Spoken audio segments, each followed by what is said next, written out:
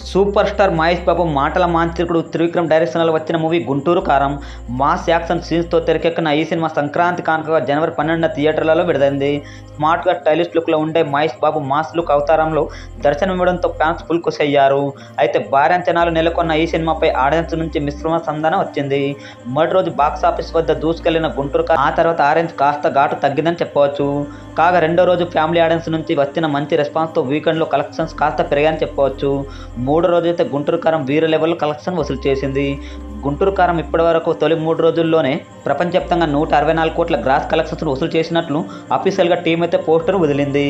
అంటే ఈ లెక్క ప్రకారం తొలి 3 రోజులకు గాను 164 కోట్ల గ్రాస్ కలెక్షన్స్ అనేది వసూలు చేసినట్లు తెలుస్తోంది. ప్రీ రిలీజ్ బిజినెస్ 135 కోట్ల వరకు బిజినెస్ జరగగా తొలి 3 రోజుల్లోనే 60% వరకు అయితే కలెక్షన్స్ వసూలు చేసిందని చెప్పాలి. 4వ రోజు కూడా గుంటూరు కారం హవా కొనసాగుతుంది. దీంతో 4వ రోజున సంక్రాంతి కావడంతో ఫ్యామిలీ ఆడియన్స్ ఈ మూవీ కనెక్ట్ అవడంతో వీకెండ్లో కలెక్షన్ బాగానే వచ్చాయని చెప్పుకోవచ్చు.